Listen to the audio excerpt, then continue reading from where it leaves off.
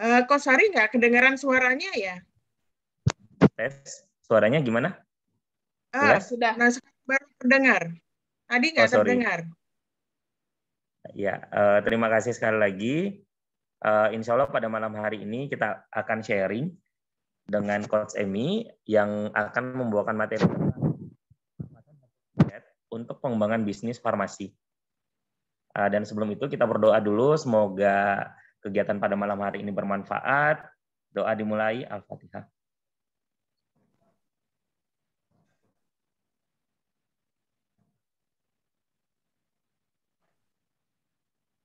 Oke. Baiklah, Bapak Ibu sekalian, kita langsung mendengarkan paparan materi dari Coach Emi atau yang memiliki nama lengkap Ibu Barokah Sri Utami. Waktu dan tempat disilahkan. Ada, Bu. Oke, Assalamualaikum warahmatullahi wabarakatuh. Alhamdulillah kita bisa dipertemukan pada hari ini ya untuk membahas pemanfaatan hasil riset untuk pengembangan bisnis, khususnya adalah bisnis farmasi dan alat kesehatan. Sebelumnya saya akan memperkenalkan dulu, saya Barokah Sri Utami, biasanya dipanggilnya itu Emi ya.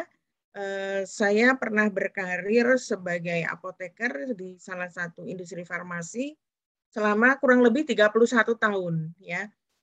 Jadi pengalaman ini juga merupakan satu pengalaman atau presentasi yang saya sampaikan ini juga berdasarkan pengalaman saya, tetapi juga karena saya juga sebagai seorang pembelajar yang aktif, walaupun sekarang saya sudah tidak bekerja sebagai karyawati pada saat itu, posisi terakhir saya adalah sebagai Direktur Utama PT Papers Tbk.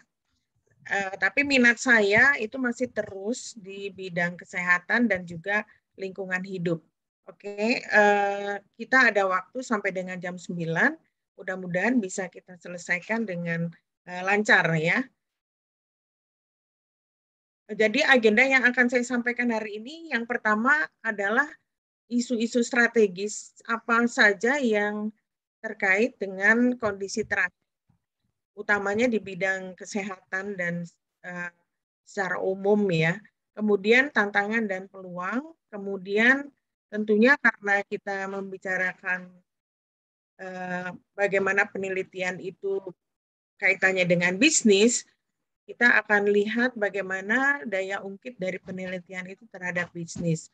Kemudian yang terakhir saya akan mencoba meringkas dan mengajak para pendengar ya, para peserta di webinar malam ini untuk bersama-sama mengambil keputusan dan mengambil suatu aksi nyata. Baik, nah ini isu strategisnya ya. Yang pertama ternyata 5 tahun terakhir ini dan bahkan mungkin akan ke depan kita akan mengalami yang namanya satu disrupsi ya. Jadi disrupsi itu suatu perubahan yang memang tidak secara evolusi ya, tetapi secara mempunyai daya rubah yang besar. Yang pertama digital disruption. Ini digital disruption itu menjadikan suatu awal dari perubahan yang hebat ya. Dan ini merupakan revolusi industri yang terakhir yang kita alami. Hampir semua kegiatan kita, baik itu kegiatan bisnis maupun kegiatan keseharian kita didasari atas informasi teknologi atau digital. Yang kedua adalah millennial disruption. Millennial disruption ini memang kalau dilihat dari komposisi penduduk di Indonesia, apalagi nanti di tahun 2030 itu usia produktif itu akan semakin besar. Dan kita juga merasakan bahwa generasi saat ini adalah generasi milenial ya, yang mempunyai suatu preferensi sendiri, yang mempunyai daya pikir sendiri. Bahkan sekarang ini tidak lagi disebut milenial, bahkan Gen Z ya. Kemudian yang keempat ini, yang ketiga, ini yang kita alami sejak Maret 2020. Kita mengalami yang namanya COVID-19 pandemic ya. ini merubah segala tatanan, bukan hanya soal kesehatan, tetapi juga lingkungan, ekonomi, budaya, dan segala macam, bahkan juga politik ya, karena ada juga isu-isu vaksin itu benar nggak sih itu dibawa ke ranah politik dan lain-lain ya. Kemudian ini yang keempat adalah disruption yang disebabkan karena perubahan iklim ya. Mungkin ini suatu hal yang perlahan-lahan ya kita sudah merasakan dampaknya. Tetapi kalau kita tidak waspada untuk menyikapi perubahan iklim ini, tentunya akan terjadi disruption lagi selain dari yang pandemik. Dan perubahan iklim ini menjadikan satu isu internasional ya. Bahkan kita sudah menandatangani ini, Indonesia aktif banget untuk menandatangani suatu perjanjian gitu, suatu deklarasi yang mengurangi emisi karbon ya. Nah, akibat dari disruption ini, apa yang kita alami sekarang? Ini adanya satu upaya untuk keluar dari pandemik ini, heboh ini vaksinasi, kemudian pemakaian prokes digalakkan gitu ya.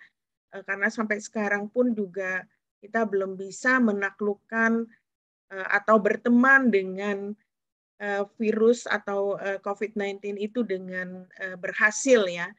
Dan diperkirakan mungkin sampai dengan tahun 2023 gitu, insya Allah ya. Kemudian isu yang berikutnya akibat disruption ini adalah PR kita bersama, bagaimana kita bisa memulihkan ekonomi ya, karena kita sadari banyak sekali pekerja-pekerja yang berdampak akibat pandemi ini, sehingga mereka yang tadinya bekerja dan berpenghasilan sekarang sudah harus memikirkan alternatif lain karena sudah tidak bekerja secara rutin lagi. Nah, kita juga merasakan kehadiran negara nih. Jadi waktu ke waktu gitu negara tuh dalam hal ini menjaga kita supaya kita tetap apa namanya, ada di dalam koridor yang sesuai dengan apa yang diinginkan oleh negara supaya kita cepat pulih sehat dan ekonominya. Positifnya di dalam era disruption ini yang keempat ini, inovasi itu bisa dilakukan oleh semua bagi orang-orang yang mempunyai keinginan yang kuat ya. Kita lihat banyak startup yang tumbuh ya karena inovasinya ini, karena transformasinya itu mungkin juga kepepet ya. Jadi the power of kepepet ini ternyata membuat suatu hal yang positif juga. Dampak negatifnya depresi itu banyak meningkat. Nah, riset dari Kompas itu menunjukkan sebagian besar penyakit atau penyebab dari depresi itu karena himpitan ekonomi. Nah, yang perlu kita waspadai juga, timbullah juga ada hoax ya, mitos ya. Nah, kita harus juga cerdas gitu memilih dan memilah mana itu mitos, mana itu fakta. Kita juga masih ingat gitu, ada isu ya, ada isu bahwa vaksin itu dilengkapi dengan chips gitu lah. Itu kan suatu hal yang rasanya tidak logis gitu. Ini menyebar di mana-mana. Begitupun juga banyak hal-hal lain ya, bahwa untuk hoax ini tidak hanya menyangkut kesehatan, tapi juga menyangkut bagaimana orang itu bisa menghasilkan uang lebih banyak dengan cara yang mudah gitu, sehingga banyak orang yang tertipu. Ternyata masih banyak orang juga yang menggunakan kesempatan ini untuk kepentingan pribadi. Dampak positifnya juga ada dengan adanya kesadaran ini, itu meningkatnya darling. Darling itu bukan bahasa Inggrisnya bukan sayang gitu ya, tapi sadar lingkungan gitu. Kita melihat di sini karena juga ada informasi yang diterima oleh masyarakat, mereka juga sudah mulai memikirkan bagaimana caranya aktif terlibat untuk zero waste gitu ya, untuk hidup lebih baik, untuk supaya mengurangi limbah begitu. Kemudian isu yang berikutnya adalah bagaimana nih para pebisnis ini bisa melakukan bisnisnya dengan tumbuh, dengan sustain, dengan going concern, dengan mempertimbangkan ada menggunakan data-data gitu sekarang ini. Karena data itu penting untuk mengambil keputusan dengan cepat dan dengan benar. Dan secara keseluruhan karena Indonesia itu juga bagian dari global, kita punya satu tujuan untuk mensukseskan yang namanya Sustainable Development Goals di tahun 2030. Mudah-mudahan ini tercapai ya. Kemudian isu strategis yang berikutnya itu tadi adalah terkait dengan hoax dan membedakan antara mitos versus fakta tadi. Kita punya satu isu strategis juga untuk membudayakan masyarakat itu sadar akan fakta dan data gitu. Jadi tidak gampang terpengaruh oleh informasi yang tidak benar gitu. Memang sekarang ini gampang sekali mendapatkan satu informasi ya, bisa lewat media sosial terutama ya, Instagram dan yang lain-lain ya. Dan itu akan lebih mudah didapatkan oleh masyarakat dibandingkan kalau aksesnya itu dari koran ya.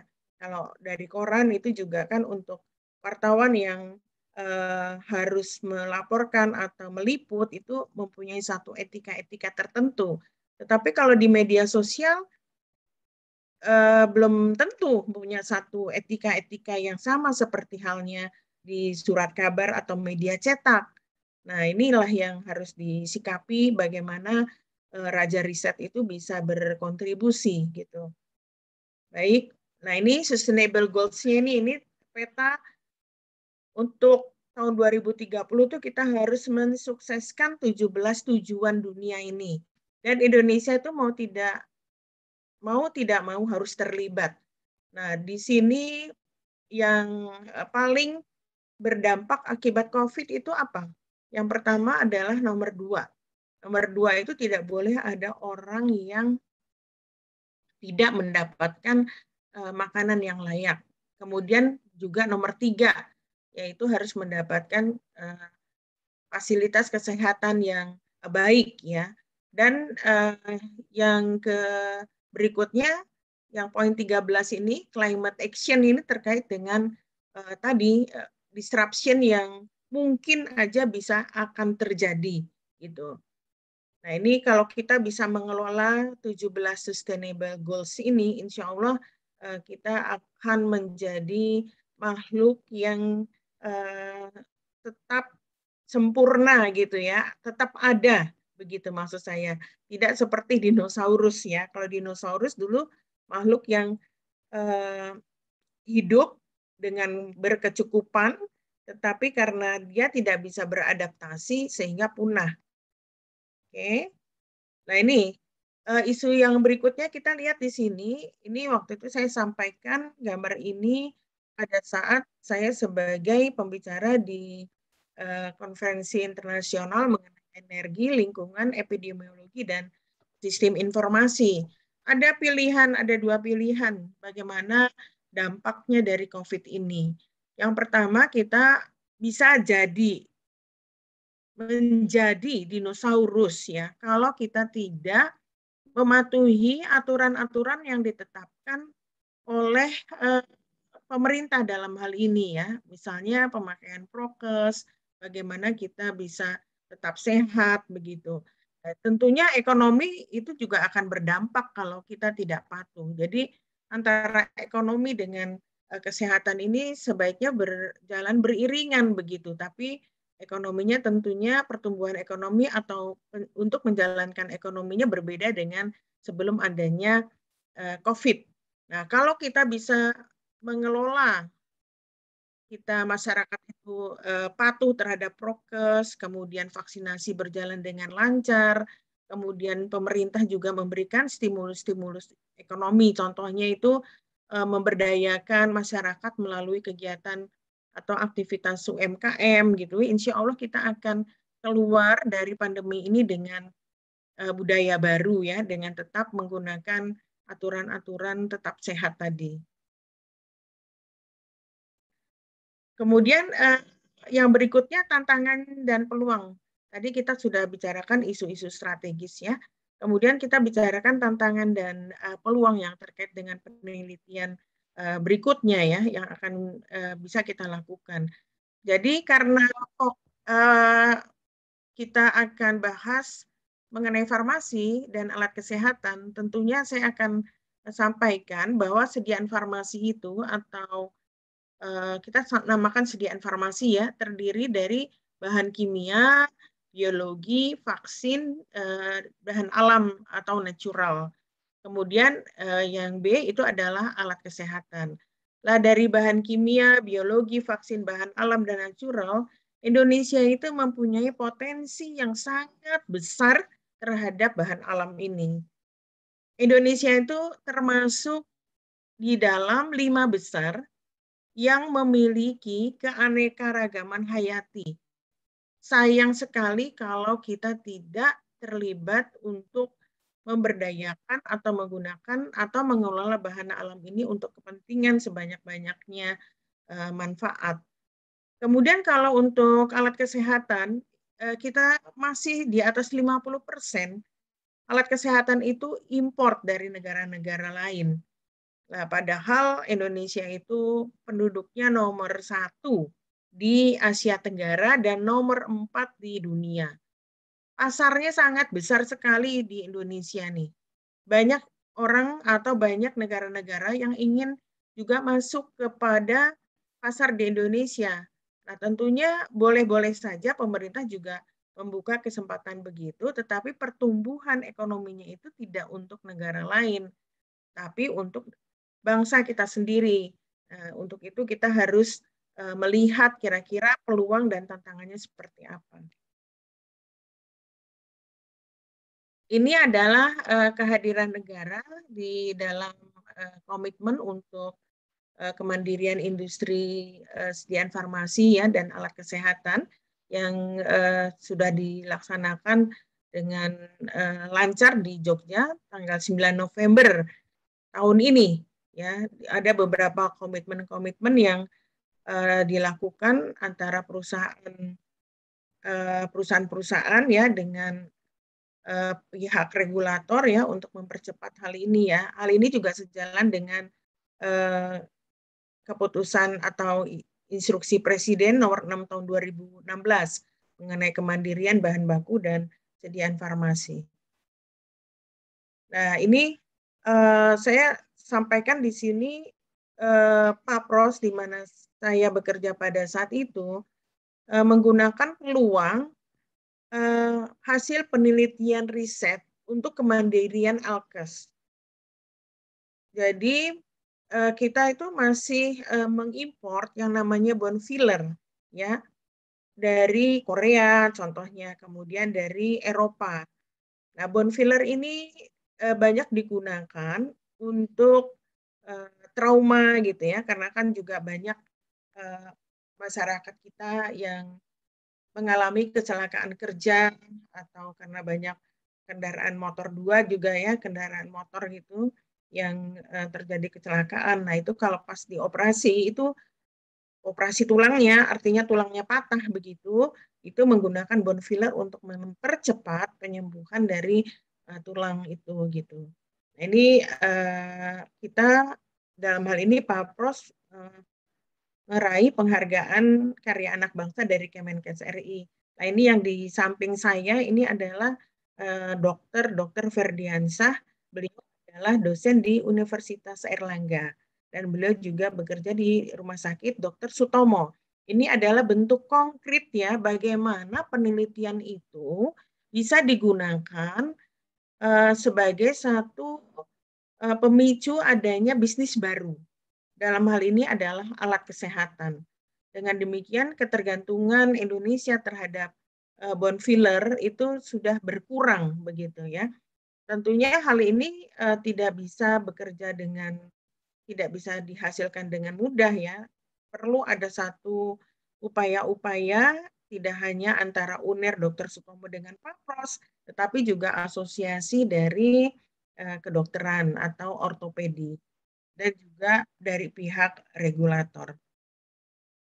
Nah, kemudian juga ada lagi ya, kalau kita bicara alat kesehatan, sekarang saya agak memberikan satu informasi sedikit, karena kemarin saya hadir di dalam mendapatkan satu undangan untuk hadir di Indonesia Brand Forum ya, yang dilakukan oleh Inventur ya, Pak Yusuf Hadi ya, di awal November gitu. Ternyata di sana itu, di dalam Brand Forum itu, Indonesia Brand Forum itu, muncul brand-brand ya yang bisa mengalahkan brand yang lain gitu. Bahkan seperti Javara ini atau yang kutus-kutus gitu ya, itu malah lebih apa ya, lebih unggul ya dibandingkan merek-merek yang sudah ada yang sudah selama ini kita kenal. Dan itu terkenalnya itu ternyata sampai ke negara-negara lain karena sudah diekspor. Nah, ini contohnya adalah Javara ya. Tapi sebelumnya ini saya akan melakukan disclaimer dulu ya, kalau saya menyebutkan produk bukan berarti saya mengiklankan produk itu, tetapi kita mempelajari praktek terbaik dari brand-brand yang saya sebutkan nantinya. Salah satunya ini Javara. Javara ini adalah salah satu brand yang memanfaatkan keanekaragaman hayati Indonesia. Jadi produk mereka itu diimpor ke beberapa negara sampai dengan revenue-nya, omsetnya itu 30 sampai 40 miliar per tahun. Jadi mereka itu di sini kita lihat juga mengemas produk lokal, misalnya coconut sugar, jadi gula kelapa, gula semut, kemudian rempah-rempah ya yang dikemas dengan baik dan itu banyak peminatnya. Nah, ini selain Javara, kita juga tahu ada kopi kenangan. Siapa sih yang tidak kenal nih, terutama di milenial, kopi kenangan gitu ya. Terus kemudian juga terutama ini juga buat wanita-wanita tuh MS Glow gitu ya, udah mempunyai satu brand yang cukup kuat itu di 5 tahun terakhir ini. Ya, kalau saya sampaikan kalau Indomie itu ternyata juga udah menjadi brand global ya. Jadi kalau nggak salah itu nomor 6 Indomie itu. Jadi Coca-Cola tetap nomor 1 kalau tidak salah. Coca-Cola dan yang lain-lain. Alhamdulillah Indomie itu sudah menjadi brand global ya. Dan pada acara ini pencipta janggal dari Indomie ya itu mendapatkan satu lifetime achievement ya sebagai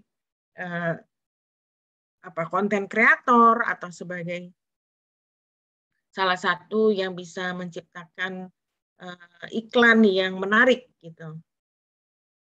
Oke. Nah, ini ternyata kita bisa Inventur ini membagi gitu berdasarkan satu diagram ya, X sumbu X dan sumbu Y terhadap adaptasi dan kemampuan untuk pertama adaptasi, kemudian dia kemampuan capability-nya di dalam IT, membagi 4 kuadran ya. Kalau dia IT-nya itu bagus, menggunakan IT-nya dengan baik, kemudian juga dia agile, gampang beradaptasi ya, dia masuk ke dalam kelompok the agile. Jadi di sini kalau kita lihat the agile itu kayak Blibli itu masuk ke dalam kelompok the agile, brand yang masuk ke dalam kelompok the agile. Kemudian kita bisa ini crowdfunding ya. Jadi Indonesia itu ternyata nomor 1 kedermawanannya di dunia. Terbukti dengan adanya dana-dana yang terkumpul melalui Kita Bisa. Apalagi di hari-hari tertentu ya, misalnya di hari Jumat atau kalau jamnya itu jam subuh setelah sholat gitu, setelah sholat subuh itu banyak mereka menerima sumbangan-sumbangan dari masyarakat gitu.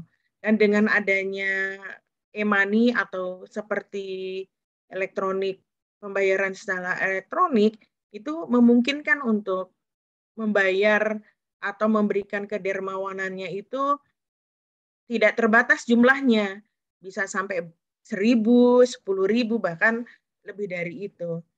Kemudian yang kedua, kalau dia mempunyai kemampuan adaptasi yang baik, tetapi capability-nya itu masih tidak tinggi dibandingkan the agile, itu masuk the kreatif. Nah, ini yang menarik nih.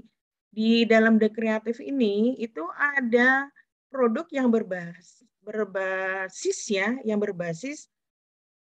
biodiversitas atau keanekaragaman hayati. Tadi sudah disampaikan Jafara salah satunya.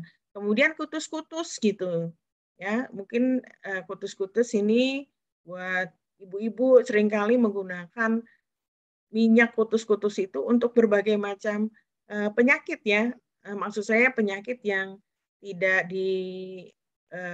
tidak diakibatkan oleh sistemik gitu ya. Artinya sebagai obat gosok gitu ya.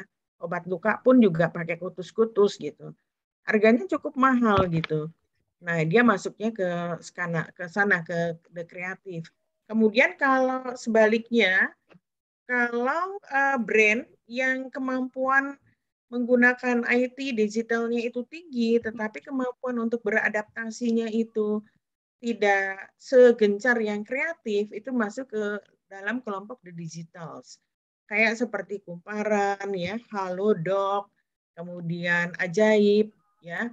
Mungkin ini juga karena adanya regulasi. Kalau di Halodoc ini terkait dengan kesehatan ya, mungkin juga harus diperhatikan pertimbangan adanya regulasi-regulasi sehingga membuat mereka harus bijaksana beradaptasi gitu ya.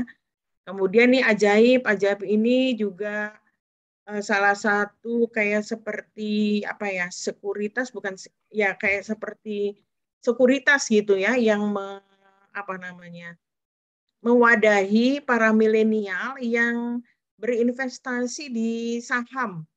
Nah, ini kecenderungannya juga milenial tuh sekarang udah mulai menjadi bukan sebagai employee tapi sebagai self employee ya. Dia juga sebagai investor. Kemudian Kumparan ya, Kumparan ini juga terkenal ya, kita juga banyak berita-berita yang kita dapatkan dari Kumparan. Dia masuk ke dalam digital. Nah, ini yang menarik adalah ternyata untuk bisa menghasilkan omset artinya bisnis gitu tidak harus yang apa namanya kita berpikirnya sulit, yang penting itu dikenal dulu gitu. Dan dari mulut ke mulut tentunya itu akan menjadikan satu brand yang kuat gitu.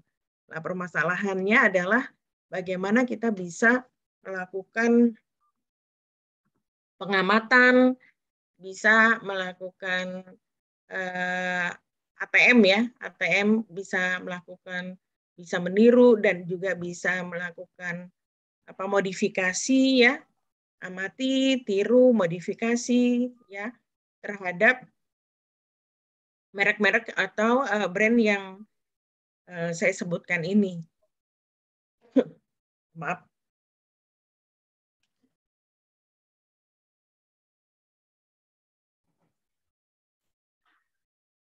Baik, saya lanjutkan.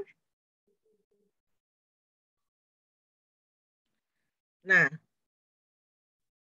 ini juga salah satu yang menarik ini, keunikan dari memanfaatkan keanekaragaman hayati. Jamu Soman. Ini harganya 225.000 untuk 15 mili. Kebetulan saya kenal dengan salah satu manajemennya ya. Jadi untuk ini adalah produk yang ibaratnya produk yang tanda petik tidak sengaja gitu. Kita tahu ya kalau misalnya post-it itu adalah produk gagal sebenarnya. Tetapi itu bisa dimanfaatkan untuk yang lain ya. Untuk kalau kita menempelkan pesan-pesan gitu. Nah, begitupun juga dengan jamu Soman, sebenarnya ini adalah jamu yang diperuntukkan untuk peternakan gitu. Tetapi entah karena memang sudah jalannya itu suatu kali ada yang membutuhkan dan meminum jamu soman ini dan ternyata sembuh begitu. Nah, ini terdiri dari berbagai macam herbal, lebih dari 10 herbal dan buah ya, dan fermentasi, basicnya adalah fermentasi dan memerlukan waktu yang cukup lama ya, 7-8 bulan untuk menghasilkan produk ini. Dan makanya menggunakannya adalah sedikit saja sudah punya satu khasiat yang baik ya. Nah, ini adalah bentuk keunikan jamu. Kalau jamu selama ini diseduh sehingga menyulitkan membawanya, repot untuk menggunakan, ini adalah terobosan ya. Dan ini juga udah cukup memberikan satu omset yang besar buat perusahaan tersebut dan sudah diimpor ke berbagai negara ya.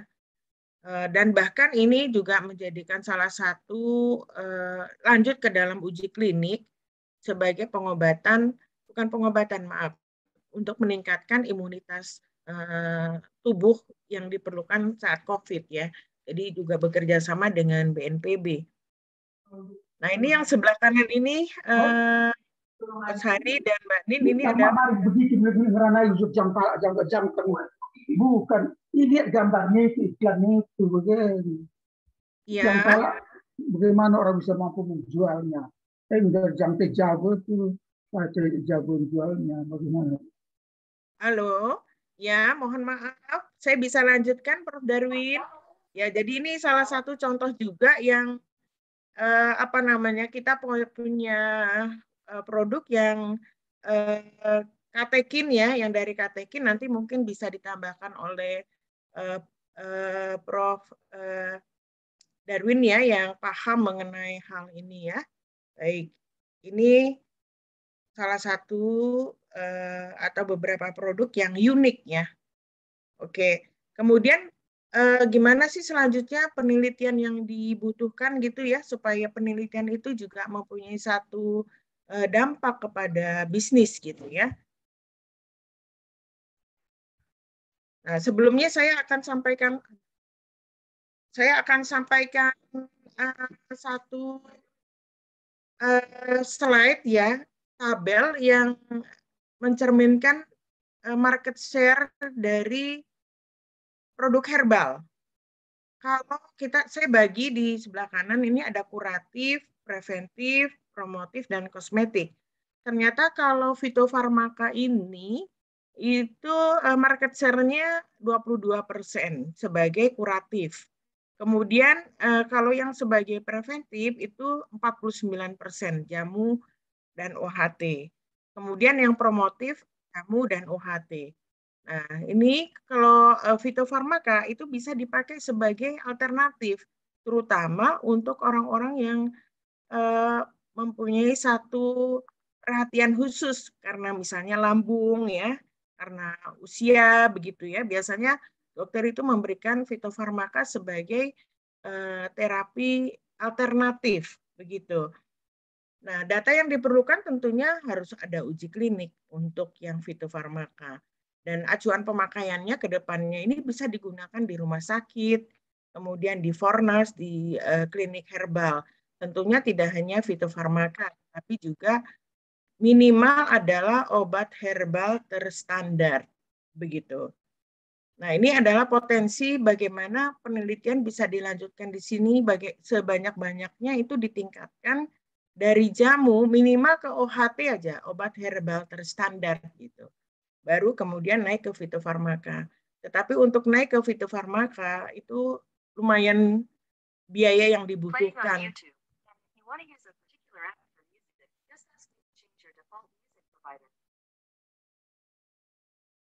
Yang dibutuhkan lumayan, ya, mohon maaf. Yang dibutuhkan itu dana yang dibutuhkan lumayan banyak. Untuk uji klinik aja sekitar 1,3 miliar gitu untuk menjadi fitofarmaka. Tentunya untuk melakukan ini kelayakan bisnisnya harus benar-benar dipertimbangkan, terutama dari aspek finansialnya ya. Minimal OHT aja, karena persyaratan untuk masuk ke Fortranas atau ke rumah sakit itu ke OHT, dan ini didorong sebenarnya oleh BRIN untuk fitofarmaka ini dikembangkan secara cepat. Nanti kita akan lihat slide berikutnya. Nah, ini realisasi realnya riset versus industri ya. Mana bagian-bagian yang harus dilakukan oleh periset secara dedicated gitu ya. Kemudian nanti dibawa di R&D-nya industri untuk dikembangkan. Kemudian dari industri sendiri itu tidak cukup kalau udah di launching, tetapi juga harus dimonitor ya, bagaimana farmakovigilance-nya. Kemudian yang paling penting bagi industri juga adalah kejelian melihat peluang pasar dan preferensi konsumen. Artinya demand-nya apa yang dibutuhkan begitu. Kemudian baru selanjutnya pasti dipikirkan juga bagaimana untuk pilih hulunya itu seperti apa supaya ketersediaan produk itu bisa tercapai. Oke. Nah, ini gambaran bagaimana tahapan-tahapan ya.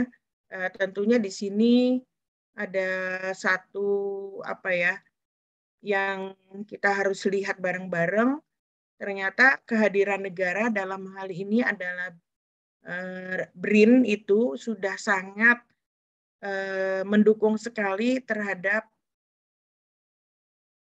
penemuan fitofarmaka baru ya, dengan segala konsekuensinya ya, artinya pendanaan dan lain-lain ya.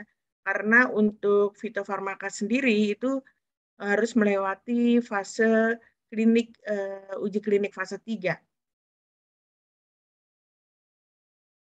Nah, ini jenis-jenis uji klinik ternyata kan juga tidak hanya terkait dengan obat, di uji klinik juga itu ada di alat kesehatan. Seperti yang tadi saya sampaikan gitu, itu juga dilakukan uji klinik juga ya, walaupun itu akhirnya kita bisa menyesuaikan dengan data-data yang ada yang sudah dilakukan oleh dokter Ferdiansa itu.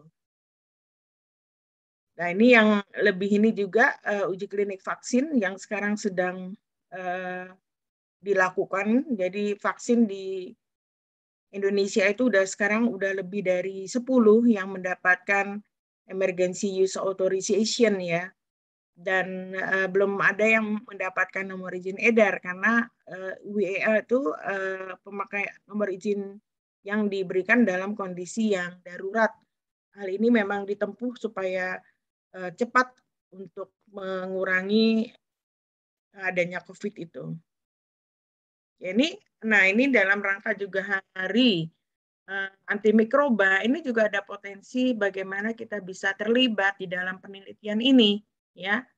Jadi antimikroba resisten ini, AMR ini ternyata menjadikan satu gerakan yang cukup serius untuk kita perhatikan bersama-sama. Ini riset yang dilakukan, ada beberapa yang saya lihat yang sudah dilakukan di Singapura dan di Malaysia, di Singapura dan di Malaysia. Tentunya bagaimana dengan di Indonesia gitu, karena penyakit yang terkait dengan infeksi itu Indonesia juga lebih banyak dibandingkan Malaysia dan Singapura. Tetapi mereka udah lebih duluan untuk melakukan riset-riset yang lebih advance mengenai AMR atau antimikroba resisten. Oke, baiklah, saya akan menyimpulkan atau mengajak kepada para pendengar ya, partisipan di dalam webinar ini. Yang pertama adalah penelitian yang baik itu yang bisa menjembatani antara demand and supply, kebutuhan dan pemenuhan masyarakat secara relevan. Artinya secara relevan tuh mengikuti perkembangan zaman yang ada. Kalau misalnya sekarang lagi pemulihan ekonomi dan kesehatan terkait dengan COVID, ya kita harus juga ikut di situ gitu. Kemudian dalam kondisi pandemi yang saat ini kita lakukan dan nanti pada saat adaptasi kebutuhan baru, itu penelitian tuh sebaiknya dibuat secara komprehensif dan tematik gitu. Jadi tidak sepotong-sepotong, walaupun itu yang mengerjakan mungkin berbagai macam universitas atau penelitian, biro penelitian, tetapi sebaiknya itu disatukan sehingga bisa memberikan tolok ukur keberhasilannya gitu. Kalau yang saya rasakan sekarang itu masih ada penelitian-penelitian yang overlap satu sama lain begitu. Nah, ini juga sangat disayangkan ya. Kemudian yang ketiga, diperlukan agility atau kelincahan dari periset, tidak hanya menangkap peluang, tetapi juga bisa menciptakan peluang. Tentunya resikonya juga harus kita pertimbangkan di samping peluang-peluang yang ada.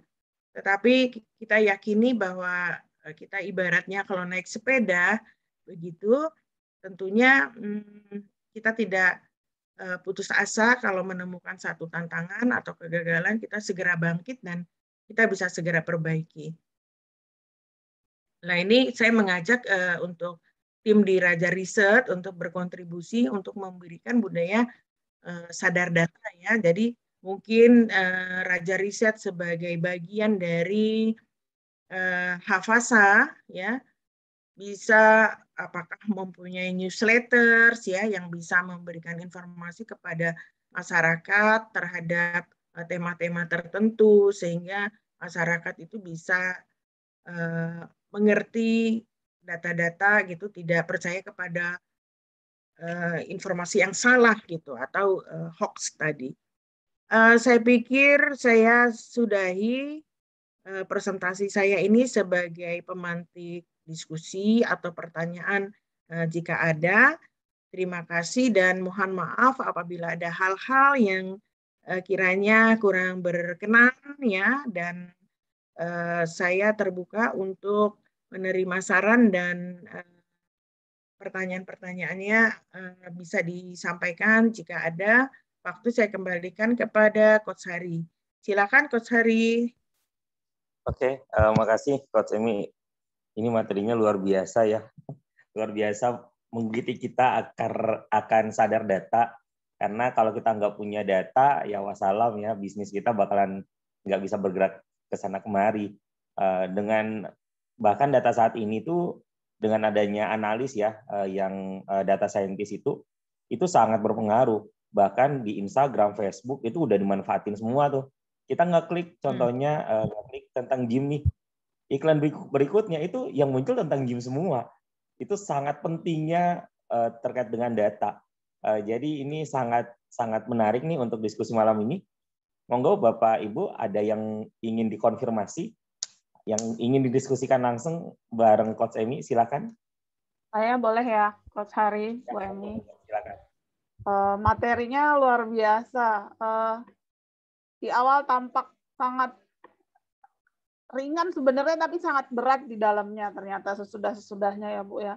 Bahwa take home message-nya, ini kebetulan yang hadir sebagian besar akademisi, mungkin ada juga mahasiswa, dan juga pebisnis nih yang masih merintis, termasuk saya juga termasuk yang merintis berbisnis. Kedepannya harus jeli melihat peluang ya Bu Emi. Nah, seorang akademisi pun juga ternyata seorang periset yang nantinya hasil-hasil risetnya diharapkan juga dapat dihilirisasi. Ini ada Prof. Darwin juga, beliau sudah bergabung, dihilirisasi menjadi komersial, produk komersial. Nah, pertanyaannya, produk komersil ini kan tidak hanya herbal. Kalau di sini ada teman-teman termasuk Ibu kan ahli dalam herbal. Boleh nggak Bu diceritakan kira-kira menurut pengalaman Ibu dari selain herbal dulu boleh diceritakan ya Bu, nanti untuk memancing kami nih. Apalagi Raja Riset bersama Prof. Darwin dan Dr. Dona nih, kita sedang merencanakan riset untuk katekin dari uji preklinis terlebih dahulu. Mudah-mudahan, ini Dr. Dona lagi sakit kayaknya. Nah, selain tadi Bu herbal, apalagi ya Bu ya?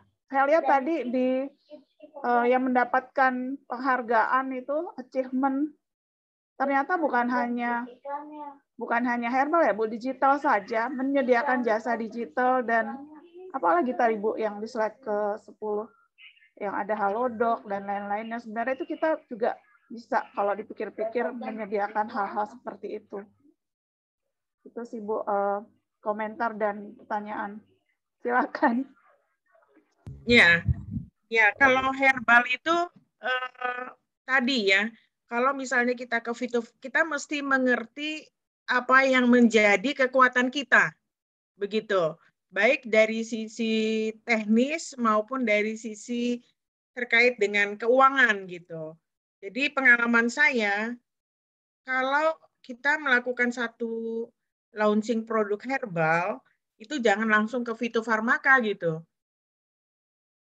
Minimal itu jamu pun juga tidak apa-apa kok gitu. Bahkan saya pernah menjual tanda petik jamu, mengimpor jamu yang namanya itu tebokan yang berasal dari ginkgo biloba. Dikategorikan oleh Badan POM itu sebagai jamu, padahal itu adalah fitofarmaka gitu. Di negara asal, di negara Jermannya, itu EGB 761, tunggal begitu. Dia melakukan, setelah di launching, riset itu dilakukan terus-menerus. Dan setiap tahun itu dilakukan roundtable discussion gitu kepada para dokter, sehingga dokter-dokter saraf itu dengan mau menggunakan tebokan ini dengan dengan tanpa ragu-ragu gitu. Tapi itu kan butuh satu sumber daya yang cukup besar untuk itu ya. Tadi saya sampaikan kalau untuk uji klinik aja biayanya kisarannya sekitar 1,3 miliar gitu. Kalau misalnya kita mengembangkan dari mulai awal, mulai dari preklinik, kemudian juga ada uji klinik, uji kliniknya itu fase 1, fase 2, fase 3, itu total mungkin sekitar 3-4 miliar gitu. Ya. Nah, itu cukup besar gitu. Tetapi sebaliknya, tadi kita lihat ternyata ada loh yang produk herbal itu yang tidak OHT dan bahkan tidak fitofarmaka, bahkan tidak OHT, dia laku gitu. Kayak seperti tadi kutus-kutus itu kategorinya jamu. Kemudian soman itu kategorinya itu jamu gitu. Jadi ini suatu yang menarik nih, tantangan buat raja riset nih. Kenapa kok produk yang seperti ini laku, sementara untuk produk yang fitofarmaka keberterimaannya itu kurang begitu. Memang secara jujur kalau fitofarmaka itu, kalau kita bandingkan dengan obat kimia, itu rasio harganya itu jauh gitu. Bisa berlipat-lipat gitu. Tapi dengan segala macam informasi bahwa kalau obat herbal itu lebih aman ya gitu ya. Tapi tetap aja karena ada yang Marketingnya ya Bu. Obat kenapa? Marketingnya kah yang promosinya atau apanya yang membuat jamu pun juga bisa laku keras itu Bu? Betul. Kalau saya lihat di IBF itu di Indonesia Badan Forum, ternyata itu karena obat itu bukan obat ya, karena produk jamu itu bagus dan itu terbukti bisa sesuai dengan ekspektasi yang pakai, itu jadi mulut ke mulut gitu promosinya, dan itu ternyata itu lebih efektif gitu. Padahal harganya itu juga nggak murah. Bu, produk Prof. Darwin, CV Unsaria Gambir ini banyak testimoninya, termasuk saya, kakak saya menggunakan itu dari mulut ke mulut kan. Coba pakai ini sinusitisnya berkurang, pakai ini gatalnya langsung hilang, pakai yang semprot Karofit itu. Kakak saya pakai yang inhaler langsung berkurang sinusitisnya kalau selalu dipakai berkali-kali. Nah, sebenarnya itu kan juga dari mulut ke mulut ya Bu ya. Ada tips. Ya betul.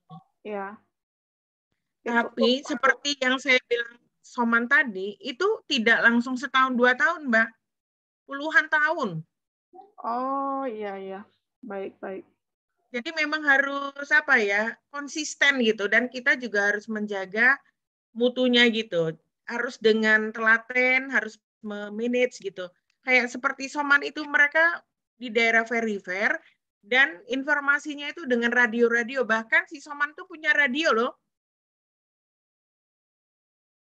Bagaimana media informasi produk tersebut harus digalakkan ya Bu ya? Nah, betul. Kalau yang Soman ini dari teman saya itu mereka, dan saya lihat sendiri kalau Soman itu punya radio khusus Soman gitu namanya. Dan itu tidak perlu, maksud saya itu butuh waktu yang lama dan konsisten untuk bisa menciptakan itu. Begitu. Ya. Jadi memang benar tadi Mbak, potensi yang ada di tempat kita tuh, jadi kalau kita namakan produk, itu tidak hanya produk yang bisa kita lihat ya, yang tangible, tapi juga yang intangible juga. Tadi kayak seperti pelayanan digital, Halodoc, benar. Tadi seperti kitabisa.com, itu juga salah satu pelayanan digital gitu. Masuk Raja Riset ya Bu? Nah, Raja Riset itu punya potensi. Ya, betul, saya setuju. Tapi memang kita mesti sabar ya. Mesti sabar, nggak bisa langsung cepet langsung jadi gitu, nggak. Karena kan kita mengerti nih kekuatan kita. Contohnya Dr. Endin kan juga tidak hanya fokusnya di Raja Riset, tapi juga menjadi dosen gitu misalnya kan. Begitupun mungkin juga anggota-anggota kita juga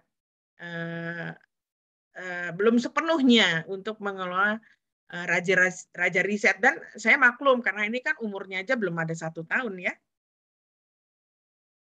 Insya Allah lah kalau kita punya niat yang istiqomah gitu dan kita ini ya kita bisa lah karena potensi pemakaian riset itu cukup besar loh.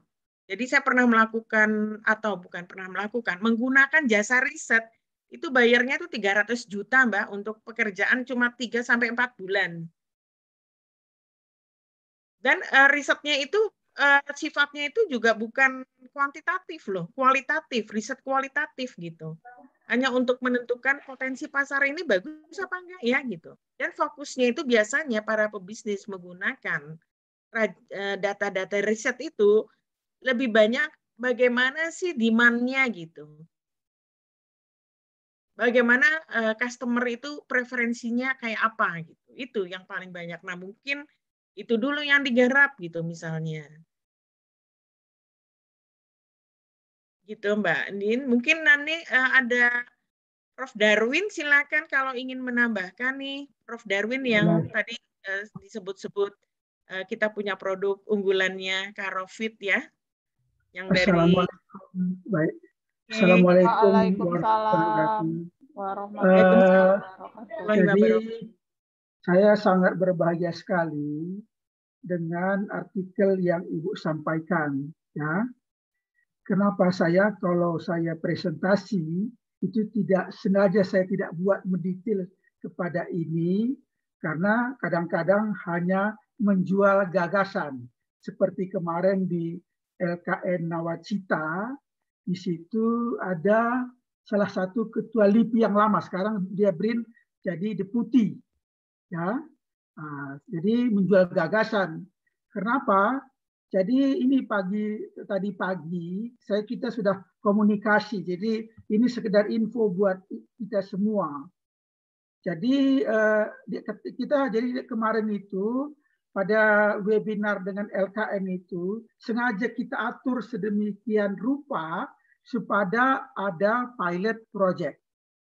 Waktu kita bicara dengan Bu Endi sama Dr. Dona di beberapa waktu yang lalu, kita memang siapkan secara perlahan, paling kritis dana kita pribadi, kedua dana dikti, yang ketiga adalah dana dari Pak Barat. Itu kita persiapkan segala beberapa macam kasus, ya. Jadi itu kita lakukan.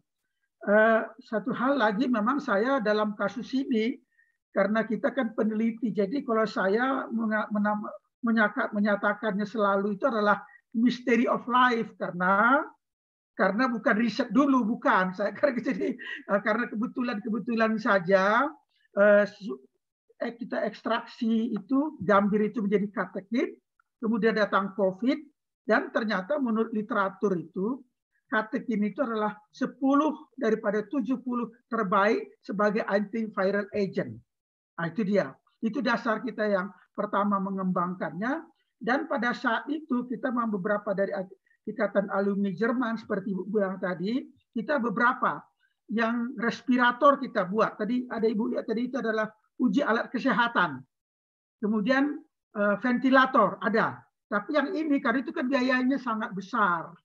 Jadi karena saya nggak punya rekam jejak dalam obat-obatan, saya gunakan dengan dana mandiri karena ya kita juga tahulah kapan itu dapat grant gitu, kita juga sering menilai, maka saya tidak mengambil dana dari BRIN supaya kita tidak terikat. Dan kalau sekarang kita sudah berani, itulah menurut saya, Bu. Jadi insya Allah nanti pun kita ini, karena saya terus terang saja ada Dr. Emi ini sudah punya kepercayaan besar. Kenapa? Karena kita sudah punya orang farmakolog, bekas CEO Papros, betul ya. Kemudian ada dokter juga, Dr. Edi sama dokter itu kan dokter yang melakukan preklinis. Jadi kalau kita lihat grup kita ini adalah multidisiplin. Besok mudah-mudahan saya kasih lagi ada berita di koran. Jadi dia mengatakan tadi ada berita karena di sekitar Danau Toba Hari Rempah itu menjadi pusat herbal dunia itu dibuat sekitar Danau Toba. Tadi besok saya jual ide karena alat-alat itu seperti SEM kita punya, transmission electron mikroskop kita punya. Sama seperti kata Bu Enden tadi, ketika kita mengembangkan ENFIT nanoterapi eukaliptus itu betul-betul kita lihat secara mikroskop dalam partikel nano. Begitu juga kita diffuse. Tetapi bagaimana uji preklinisnya kita tidak ada. Karena dalam kasus ini saya menerapkan applied research. Jadi karena posisi saya adalah perancang produk, tentu saya tidak melakukan riset dasar. Jadi kalau kita lihat di slide Ibu itu yang mungkin level yang kedua. Yang saya lihat di situ. Jadi saya pada kasus ini adalah mitra industri. Jadi tapi saya tadi tertarik lagi di sini Ibu, di slide Ibu pada share market itu. Jadi kadang-kadang orang Indonesia itu banyak kepengennya Ibu paling sudah pengalaman di industri, maunya banyak sekali uji klinis. Tapi kalau kita lihat pasar ini tadi jamu itu 42%, betul ya? Nah ini kita lihat nih preventif itu 49%. Jadi 45% itu luar biasa daripada kita langsung masuk di fitofarmaka. Dan sesuai saran Ibu sebenarnya waktu kita diskusi mengenai katekin, saran Ibu itu kita ikuti ya Bu Eden ya, kita ikuti. Kita pelan-pelan saja dulu, walaupun kita buat uji preklinis, kita tidak perlu terburu-buru dengan fitofarmaka. Kenapa? Share marketnya pun tidak terlalu tinggi. Tetapi karena kita semua adalah peneliti, rasa ingin tahu, peluang itu kita buka. Tetapi kalau boleh, dana kita itu yang kita gunakan untuk level berikutnya itulah kemarin kesimpulan-kesimpulan yang kita ambil supaya dia mandiri. Tapi ada tadi satu lagi, Ibu. Tolong dikasih lihat ini, Ibu. Persentase paten antara BRIN dengan periset, Ibu. Tolong dilihat. Ada intelektual di sini. Lisensi, ya. Kalau kita lihat ini dana, kalau dia dari BRIN, maka dia minta lisensinya 80 sampai 90% dari BRIN. Kenapa? Karena dialah membiayai. Betul ya Bu ya? Sedangkan kita 10 sampai 20%. Ini sekedar informasi buat Bu Endin ketika itu kita akan membuat suatu perjanjian kerjasama, betul ya? Jadi ini memang dia sangat bervariasi saya lihat. Karena saya dulu kan di paten itu sangat bervariasi. Besar sekali ya Prof. Kalau BRIN, kalau kita dapat dana dari BRIN, kita hanya besar sekali. 10 sampai 20%, rugi sekali 20%. Sepertinya Prof. Iya. Oleh karena itu saya mengatakan, jadi karena sini ada Pak Hari Kuswanto mengenai marketing, ya. Kalau saya melihatnya, kemarin kita sudah bicara mengenai harga reseller, ya. Saya mengatakan 25% lah. Walaupun ketika itu sebenarnya awal-awal itu kita ikut the rule of the game, bisa sampai 50%. Tapi karena gelombang kedua itu kita nggak sampai hati, kita turunkan. Nah, kalau kita lihat di sini, menurut saya ya, sahabat-sahabat di Raja Riset, kalau kita lihat di sini, kita bisa, karena sekarang ini kalau ini 10%, 20%, dengan produk kita yang ada, yang Karofit misalnya, ataupun yang Syariah Fit itu, tadi mengatakan, ini kepandaian kita saja, marketingnya seperti apa. Karena kalau kita lihat di sini, lisensi BRIN 90%, ya, 10% lah sama kita. Dari 10% ini, itu berapa persen? Mungkin tidak lebih daripada 1% ke tangan kita. Kenapa di industri ini dia minta lagi? Pasti dia minta di industri, riset industri, karena market, betul ya. Ini menurut saya adalah ini kita belajar saja, karena kita pun sama-sama sepakat kita belum makan dari sini. Saya pun belum makan dari sini dan belum bisa makan dari sini karena masih kecil dia punya persentase. Tetapi menurut saya adalah ini adalah learning by doing kita dari Raja Riset. Ini learning by doing. Jadi tolong nanti, kemudian ini sekedar informasi saja, terlebih-lebih kepada Bu Emi sebagai farmakolog. Kemarin dari Wakil Bupati itu di samping Katekin banyak sekali hasil-hasil hutan yang secara jamu sudah ada. Jadi menurut saya itu kita bisa, Ibu tahu lah, Bu Emi lebih tahu daripada saya, ya. Kita bisa campur sana, campur sini, orang kita ngerti itu permainan seperti kutus-kutus 90 campuran itu, maksud saya itu hanya bohong-bohong saja, karena para rakyat kita ingin hebat, padahal begitu reaksi kimia itu bisa saling menindakkan, betul ya Bu Emi, tapi itu is bisnis ya, suka hati orang saja lah, betul ya. Itu kan kita nggak boleh secara etika, karena ini kita tidak boleh kita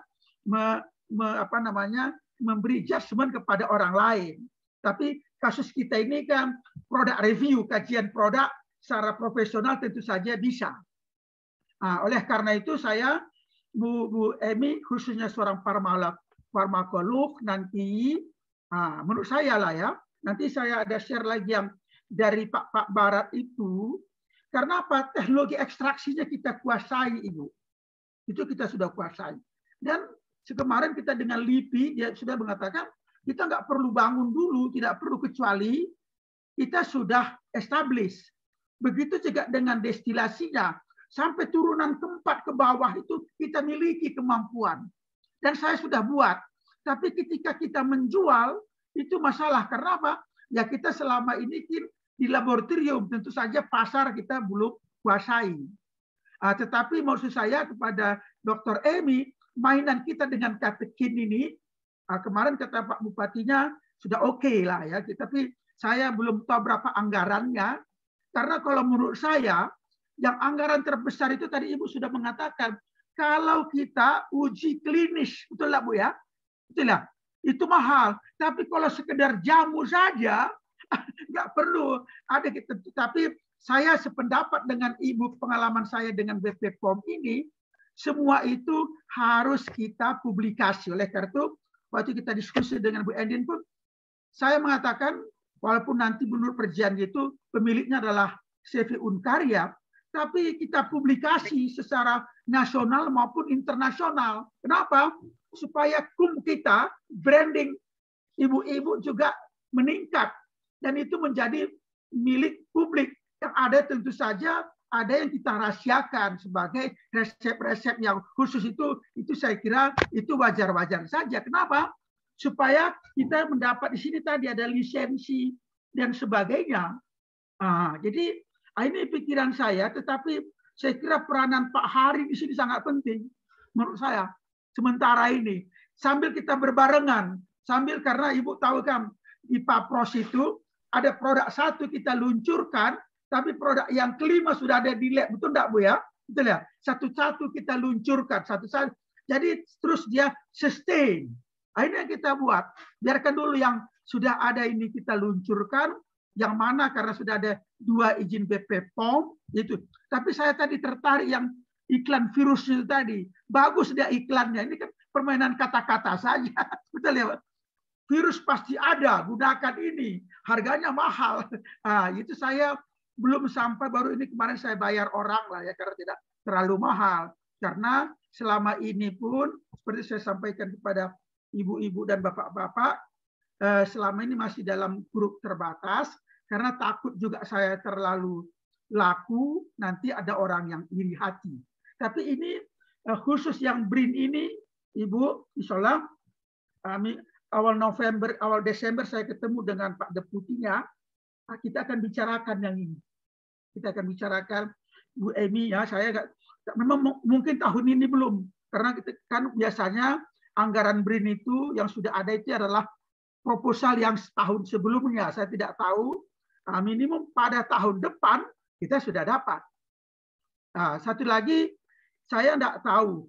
Saya sudah bicara dengan Bu Endim, kita bisa home kita gunakan Universitas Gunadarma. Karena saya memang sudah pensiun, pertama ya sudah pensiun. Yang kedua, saya perancang produk. Kurang sesuai secara kepakaran. Pengusul itu rasanya kurang sesuai. Kecuali pada teknologi yang ada berhubungan dengan mekanikal. Jadi kita gunakan payung Gunadarma, tetapi di belakang itu ada Raja Riset. Saya nggak tahu bagaimana itu ada, itu Bu Eni lebih mengerti. Kemarin saya lihat itu draft kerjasamanya sudah canggih lah, sudah canggih. Tetapi kita ada sedikit modifikasi yang tidak terlalu bisnis oriented. Betul ya Bu Eni ya? Yang kita, tapi itu belum kita tanda tangan lagi. Kita pelan-pelan saja, tidak ada yang mengejar kita. Tapi yang pasti, ya, Prof. Tapi yang pasti seperti ada pembicara yang terdahulu mengenai tikus-tikus itu kemarin kita langsung approve saja. Jadi dengan cara itu uji apa katanya itu, uji preklinis apapun namanya, kita sudah bisa mandiri. Kalau uji klinis kita pelan-pelan saja, betul ya? Karena secara simulasi sudah ada, in vitro ya, kalau dengan hewan itu ya sudah cukup lah. Herbal standar kan cuma itu ya Bu ya. Nah, herbal standar tidak perlu sampai fitofarmaka, dan pasarnya kita bermain di situ saja barangkali Ibu. Betul ya? Nah, daripada karena dana kita kok buat apa kita lah besar-besar, tapi dengan ini kita mampu. Hanya nggak sampai 14 juta kata Bu Endin. Itu hanya nyampe, padahal Ibu itu aja bisa, uangnya aja lebih besar daripada itu kualitas wajah Ibu itu. Cuman dia nggak mau aja, rendah hati saja. Ya, tikus saja. Berapa tikus? 50.000. Gampang sekali saya pikir. Cuma karena Ibu itu ingin supaya kita bekerja sama. Karena kalau yang pasti Bu Emi aja bisa biayai semua kok Bu saya. Ya, ini sekedar apa saja, tapi karena ini produk ini sudah ada, saya tadi berminatnya Raja Riset untuk memasarkannya. Karena harga itu dia belum terlalu tinggi. Tapi kalau kita merasa perlu kita tinggikan saja. Karena kutus-kutus itu sangat mahal. Tadi Ibu lihat ini, berapa tadi yang jamu apa tadi Ibu? 200 berapa? Itu mahal sekali. Betul ya Bu ya? Soman. Mana di harga? Jamu soman. Mahal mana di ada situ? Ada tadi saya lihat. Ini dia, 210.000. Saya nggak tahu berapa kapsul ini. Yang saya punya Caria Fit itu 30 kapsul 50 mg. Ini dulu awal 150, sekarang saya bikin 100.000 saja.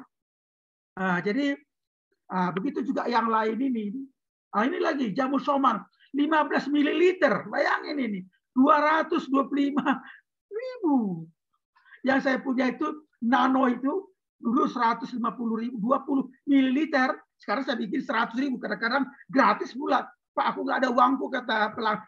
Kau ambil aja lah, itulah dia. Jadi, nah inilah mohon Bapak-bapak, Ibu-ibu, ya saya sangat senang sekali karena saya sudah punya tenaga multidisiplin yang lain. Kalau orang kimia sudah ada, orang material sudah ada, orang nano sudah ada, orang farmakologi, ini Bu Emi sudah ada. Dan satu lagi di BRIN itu, tadi sudah kita masukkan Ibu, kata-kata adalah supaya BRIN nanti membiayai S1, S2, dan S3. Ada pada dana mereka. Ya, ada di sini, mana Ibu ada, pasti ada di sini. Ada di, saya kira di BRIN itu ada, tadi ada di slide. Tapi kalau tidak ada memang dibiayai. Dan satu lagi yang saran Bu Ed ada di sini, dan ada nanti luarannya adalah paten, maka kita bisa Bu Endin dan teman-teman yang lain bisa menjadi pengusaha muda. Itu loh. Karena outputnya ada paten. Nah, ini kan kekayaan ini, kalau kekayaan intelektual ini khusus obat ya. Pengalaman saya di Malaysia, teman-teman dari Universitas Sains Malaysia tiap bulan bisa bikin resep ini, Bu. Kalau itu usah khawatir lah kita ya. Cuman apakah laku? Itu saya, kalau soal laku itu saya masih perlu tenaga. Karena yang ini pun masih baru izinnya, baru sekarang kita bergerak ke bagian pemasaran. Jadi sekedar apa namanya? Baik, Prof. Ini ada satu pertanyaan nih, Bu Emi dan Prof. Darwin, Coach Hari dari Dr. Dona. Kebetulan memang lagi sakit, suaranya juga tadi habis. Ini penting sekali untuk ditanyakan. Dengan keterbatasan dana dan SDM, apa yang bisa dilakukan untuk melanjutkan riset menjadi sesuatu yang menguntungkan secara bisnis nih, Bu Emi? Mohon masukannya nih, Bu. Ini sebagai langkah awal juga untuk katekin Prof. Darwin ya, Prof. Silakan Bu Emi. Ya, memang kita mesti lihat, mau nggak mau kita harus gandeng industri. Tapi industrinya kan sudah ada ya. Dalam hal ini kan Prof. Darwin udah punya industrinya. Dan itu isu itu udah kita lewati karena kita udah punya nomor izin edar. Nah sekarang bagaimana nih apa yang sudah kita dapat, nomor izin edar udah dapat. Kemudian juga dari sisi mendapatkan bahan baku udah no problem. Jadi memang kita bertahapnya adalah segera memasarkan produk ini, menjual produk ini sebanyak-banyaknya itu dulu.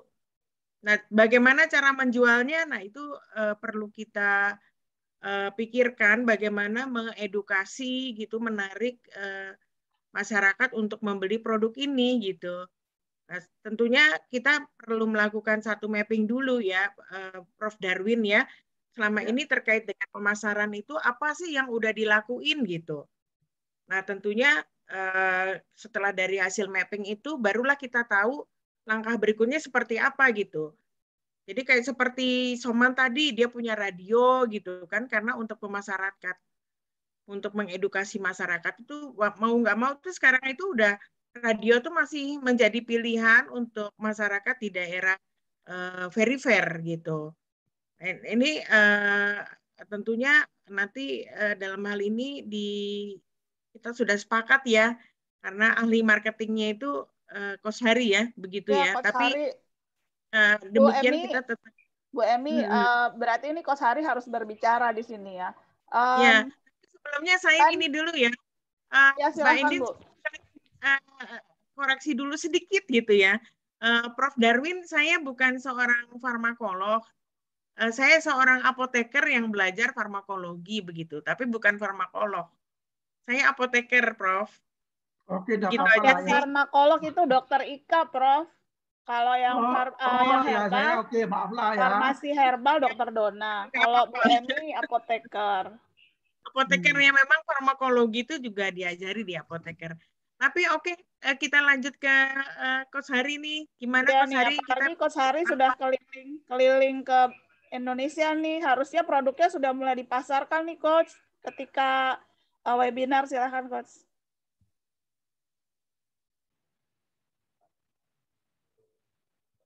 Halo, suaranya tidak terdengar, Coach Hari. Sorry. Tes. Udah jelas? Oke. Oke, bagus. Tadi ketutup mic-nya ternyata. Jadi terkait dengan promosi, emang kita harus gencar dalam artian kita harus jangan menyerah. Ketika contoh di mal-mal gini, ada orang yang ngasih satu flyer nih, kita kan kadang-kadang ngambil, buang. Ngasih yang kedua, ngambil, buang. 3, 4, ngambil, buang. Ada satu titik, kita jadi kepo. Saya kok tiap masuk mall pasti dikasih flyer. Flyer ini apa sih? Akhirnya kita buka.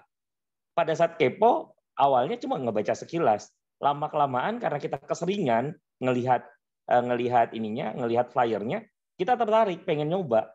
Nah, begitu pula dengan produk-produk yang akan kita luncurkan. Emang harus gencar promosinya. Dan emang di awal itu harus banyak dapat testimoni yang untuk meyakinkan produk-produk yang akan kita pasarkan. Karena biasanya itu dari marketing mouth to mouth, ya marketing dari mulut ke mulut itu yang sangat ampuh ketimbang kita iklan di TV, iklan di radio, iklan di sosmed. Itu kalau dari mulut ke mulut itu lebih cepat ininya penyebarannya ketimbang kita ngeluar ini kalau mikir biaya yang sedikit ya, tapi kalau biayanya kita gede, biaya yang besar, ya kenapa tidak? Kita manfaatkan semua channel ya, seperti di radio kita bisa minta satu slot, mungkin ada acara Raja Riset seumpamanya, yang dimana di tengah-tengah itu kita masukin iklan tentang produk kita. Kita tinggal cari nih radio apa nih yang mau kerjasama dengan kita. Pokoknya kita anggaplah membahas terkait dengan semua seputar kesehatan seumpamanya. Karena kebetulan ini banyak para dokter kan di kita bahas aja masalah kesehatan di radio itu. Radio itu naik, kita pun naik. Jadi sama-sama saling ini ya, saling support ya. Jadi nanti kita tinggal cari salah satu channel nih untuk radio. Begitu pula untuk TV kalau emang mau dijajakin ya. Terus di sisi lain sosmed pun harus gencar. Jadi biar orang itu tidak bisa dalam hidupnya itu dikit kok ada lagi nih produk dari Raja Riset apa sih? Yang itu kok ada lagi produknya. Itu terus dibuat sampai orang itu oh ternyata ini produknya sangat bermanfaat buat saya. Itu yang harus kita lakukan mungkin 2-3 tahun pertama. Karena yang namanya marketing itu tidak ada yang instan. Semua butuh proses, tapi kalau kita tidak bergerak, ya kapan mau ininya, kapan mau dapat hasil yang kita inginkan. Itu aja tambahan dari saya. Oke. Menjawab pertanyaan ya tadi mungkin Ibu, kita perlu bikin radio kali ya, Coach Hari ya, Hafasa Radio gitu ya. Kalau radio, kalau boleh sih, ketimbang kita nge-branding sendiri, Coach, mending kita kerjasama aja sih. Kerjasama, ngambil satu slot atau 1 jam atau 2 jam ya. Jadi itu kita bisa sisipin. Kebetulan dari entrepreneurgo.id arahnya kan ke sana. Jadi ini di entrepreneurgo.id itu ada program reseller. Jadi kita akan mendidik salah satu produk dari Raja Riset akan kita pasarkan. Udah dipikirkan juga ke arah sana. Mungkin bisa kita bikinkan ininya ya, Coach Hari, apa kayak seperti timeline-nya ya. Jadi apa yang kita bisa lakukan bareng-bareng begitu ya. Saya kebetulan juga punya Instagram, apakah butuh saya menginstagramkan Katekin gitu. Tapi juga dalam format yang terstruktur supaya temanya itu bisa nyambung gitu. Oke, mungkin dari Hafsa mungkin ya yang saya punya. kasih lagi komentar ya. Tadi khusus Instagram sekarang ini sudah saya bayar. Nanti besok saya kasih. Sudah ada 20 sesi. Sudah ada 20. Ya, ini sampai hari ini 20. Nanti saya kasihkan ya. Jadi itu ada anak-anak muda juga ini kita bayar dan tidak terlalu mahal. Jadi pada 30 apa namanya? Ada dia punya bagus sekali hashtag sama apa namanya tujuan. Ada dia buat. Nanti saya share kepada teman-teman. Cuman begini, tolong difikirkan ya. Karena konsep saya itu adalah ekonomi komunitas ya. Jadi yang pada di sini satu contoh masih nomor telepon saya ada di apa namanya maupun di Tokopedia. Saya merasa ya saya tidak mau mengganggu jaringannya Pak Hari, suatu contoh ya. Jadi kalau dia pasarkan ke jaringan beliau, saya kira Pak Hari lebih arif bijaksana pada reseller itu ataupun dropshipper itu. Orang menghubungi Pak Hari, bukan menghubungi Darwin Sebayang. Jadi kita tidak saling mengganggu. Dan itu sudah saya lakukan dalam kasus ini. Tapi yang ini tadi masih nomor telepon saya. Nanti saya kasih contoh. Yang ini nanti, yang fase kedua, ada 45 lagi. Untuk produk Syariah Fit sama Gfit. Tapi ini udah 20 saya bayarin. Ya. Jadi ibu-ibu boleh lihat khusus mengenai Karofit kemarin kita coba anak-anak muda tidak terlalu mahal, hanya saya bayar 500.000 untuk 30 jenis. Saya kadang-kadang suka-suka dia karena anak-anak muda biarkan saja. Yang kita perlu tadi Ibu mengatakan, Bu Emi mengatakan ya bagaimana ke Instagram saya. Saya sangat setuju sekali seandainya Bu Emi bersedia. Apakah karena di situ ada nomor telepon saya, bisa kita sistemnya dropshipper pun boleh. Tetapi saya setuju, pengalaman kami di sini adalah memang dari mulut ke mulut, ada tulisan saya. Jadi hampir 1,5 tahun ini memang saya educate the potential customer. Hampir setiap hari dulu, setiap hari. Sekarang saya kurangi, kadang-kadang ada orang bilang, kok seringkali Pak Sembayang katanya. Kami udah tahu, jadi saya pun agak kurangi. Sudah saya kurangi, yaitu maka saya ingin yang muda-muda, karena saya udah orang tahu masa Pak Sembayang yang setiap hari, kan, karena dulu saya tidak pada konsep produk, bukan harga jualan produk. Jadi orang oke saja, tapi kalau jual Carfit 100.000, orang merasa tidak menarik gitu kalau saya menyampaikan. Tapi kalau ada anak muda bagian marketing kan oke ini Pak Sembayang kok jualan 100.000 gitu kadang-kadang ya. Nah, ini yang kita perlu pikirkan ya. Kalau kita merasa diskon itu 25% itu terlalu kecil, kita ubah. Karena yang dropshipper itu biasanya 10%. Tapi kalau dia reseller, biasanya dia beli barangnya, baru dia jual lagi. Diskonnya lebih besar. Daripada kasus ini saya tidak mau seperti itu, tidak usah. Jangan. Bapak dan Ibu jangan dulu uang keluar, baru saya beli. Nah, nggak usah beli, asal jual bayar belakangan, tidak ada masalah. Jadi Bapak dan Ibu yang ada di grup ini tidak mengeluarkan investasi, free, tidak dikenakan apa-apa. Nah, gitu loh. Jadi tidak mengeluarkan modal, tidak perlu kita mengeluarkan modal.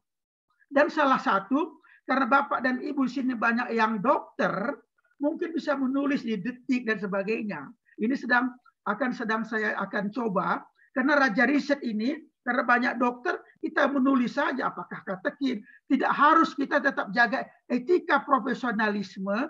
Tidak harus merek Caria Fit. Tidak harus.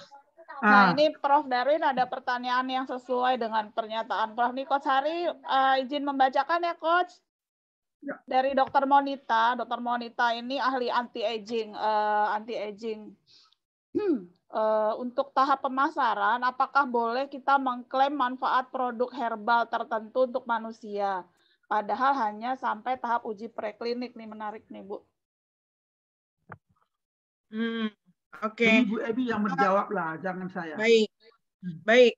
Sebenarnya produk herbal itu kan juga ada manfaatnya. Tapi memang kalau herbal yang kategorinya itu jamu, itu tidak bisa mengklaim mengobati. Tapi memelihara, membantu gitu boleh. Jadi tidak boleh overclaim gitu. Jadi masalahnya mengklaim manfaat boleh aja, tapi manfaatnya adalah meringankan begitu. Tapi kalau misalnya menurun, misalnya akar alang-alang gitu kan, kalau dia udah farmakoterapi itu dia bisa menurunkan panas gitu, boleh karena udah fitofarmaka dan udah uji klinik gitu. Tapi kalau misalnya alang-alang itu dibikin dan klasifikasinya masih jamu atau obat herbal terstandar, itu klaimnya adalah membantu menurunkan begitu. Jadi tetap aja ada manfaatnya membantu menurunkan begitu. Karena memang seperti yang saya sampaikan tadi, preventif, promotif itu lebih kuat gitu untuk obat jamu dan OHT. Nggak ada masalah menurut saya, karena kayak seperti produknya Prof. Darwin, itu cocok sekali untuk digunakan bagi masyarakat yang usianya 60 tahun ke atas begitu. Karena itu kan bisa menghangatkan, bisa mengurangi mengurangi linu gitu ya, Prof ya. Karena kalau misalnya obat rematik yang diminum begitu, obat itu pasti dia akan punya efek samping terhadap lambung dan lain-lain. Nah, solusinya itu adalah dengan menggunakan minyak oles begitu. Dalam hal ini bisa Carofit gitu dan segala macam. Sebenarnya juga obat itu ada juga yang absorpsinya itu melalui kulit begitu. Makanya ini kalau kita klaim sebagai nano, tentunya kan efek dari katekin itu diharapkan akan lebih cepat dibandingkan yang tidak dalam bentuk nano, begitu. Jadi kesimpulannya adalah boleh kita mengklaim, tapi mengklaimnya itu tidak boleh overklaim gitu. Kita harus bisa membatasi mana yang fitofarmaka klaimnya boleh sama dengan obat gitu, karena dia udah setara. Karena itu nanti dia dibandingkan, kalau fitofarmaka itu dibandingkan dengan obat kimia gitu. Jadi kayak seperti tensigar itu dibandingkannya dengan amlodipin begitu, yang saya tahu ya. Terus kemudian untuk ada lagi inklasin gitu dari salah satu dari DBL, dia tuh dengan metformin begitu. Jadi boleh dia mengklaim mengobati, itu boleh kalau fitofarmaka. Sepertinya Coach Hari terlempar dari Zoom dan juga sedang di rumah sakit menunggu istrinya yang melahirkan. Sudah jelas sepertinya jawabannya ya, Dokter Monita ya, dari pertanyaan. Dan ini sudah pukul 9:10, Bu. Prof. Darwin juga mungkin masih banyak yang ingin disampaikan, tapi keterbatasan waktu, sehingga kita akhiri ya, Bu ya, Prof. Ya. Dengan statement, Bu, untuk menyemangati bagaimana memberikan semangat kepada audiens yang hadir di sini, tadi dari akademisi dan mungkin mahasiswa juga, pebisnis juga, bagaimana dari penelitian bisa menjadi riset. Nah, Coach Hari sudah bergabung kembali. Silahkan, Coach. Ini sedang menggantikan peran Coach tadi keluar ya. Sorry, ini tiba-tiba lobet yang satu. Ya, Oke, terima kasih. Sedang meminta Bu Emi untuk closing statement tadi, Coach Hari. Oh, monggo silakan dilanjut. Silakan, ya. Oke, jadi teruslah kita bergerak, ya, ibaratnya seperti kita belajar naik sepeda. Langkah kecil itu penting karena itu adalah langkah pertama yang menunjukkan keberhasilan, dan kita juga harus mencintai proses ya, jangan ujuk-ujuk gitu, jangan instan gitu, karena sesuatu yang didapatkan dengan tekun, dengan sabar, itu hasilnya akan lebih baik dibandingkan dengan cara yang instan. Begitupun juga kalau kita melakukan penelitian. Begitu, Prof. Eni tetap semangat ya, karena Indonesia itu sangat kaya, sangat memerlukan tenaga-tenaga peneliti, agar penelitian itu bisa menghasilkan cuan gitu ya. Menghasilkan omset yang untuk ke masyarakat kita ya, dan juga manfaat tentunya sebagai pertanggungan jawab kita yang diberi amanah sebagai pengelola bumi dan seisinya. Terima kasih kesempatannya dari Hafasa dan Raja Riset. Sampai ketemu lagi pada webinar berikutnya. Terima kasih Pak Coach Hari. Ya, terima kasih. Mbak Diana, ya, dan yang lain. Siap. Terima kasih Coach Emi atas sharing ilmunya pada malam hari ini, luar biasa ya. Banyak inspirasi yang kita dapat. Poin utamanya adalah bagaimana kita melek data ya. Karena tanpa data, bisnis yang kita lakukan itu nggak ada apa-apanya. Jadi semakin banyak data yang kita pegang, kita bisa mengendalikan bisnis. Apalagi sekarang dengan teknologi, itu tinggal kita ngeklik, orang udah tahu kita sukanya apa. Dan bahkan kita bakalan diserang terus dengan iklan-iklan yang apa yang kita klik tadi di sosial media ya, di platform digital. Jadi sekali lagi, ayo kita melek digital, ayo kita sadar data, karena tanpa data bisnis yang kita bangun itu nggak ada artinya. Itu demikian paparan singkat pada malam hari ini, semoga bermanfaat. Terima kasih Coach Emi, ada Dr. Edin, Prof. Darwin, dan Bapak Ibu rekan-rekan sekalian. Sampai ketemu di Raja Riset Talk berikutnya. Saya Hari Kuswanto undur diri. Sekian dan terima kasih. Wassalamualaikum warahmatullahi wabarakatuh. Waalaikumsalam warahmatullahi wabarakatuh. Ada sesi foto pastinya ya. Oh iya, Ibu mohon share screen-nya di stop dulu Bu, supaya bisa sesi foto. Oke.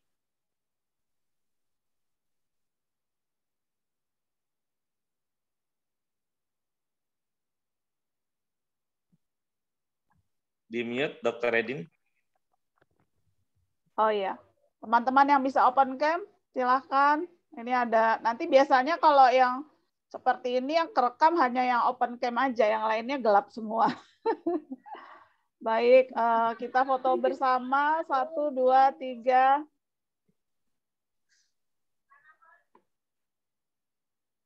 Oke. Ya. Oke. Terima kasih. Terima kasih ya semuanya. Terima kasih Bu Emi, Prof. Salam Darwin, buat Coach Dunia. Hari. Siap, Salam thank you, buat, Coach. ya, buat anaknya yang baru lahir, sehat-sehat. Pamit saya Siap, yang dari thank you semuanya ya. Ya, terima kasih Dokter Assalamualaikum. Sri, teman-teman semua. Assalamualaikum. Bu Emi, terima kasih Bu, keren banget. Bu nanti minta PowerPoint-nya ya Bu. Terima kasih.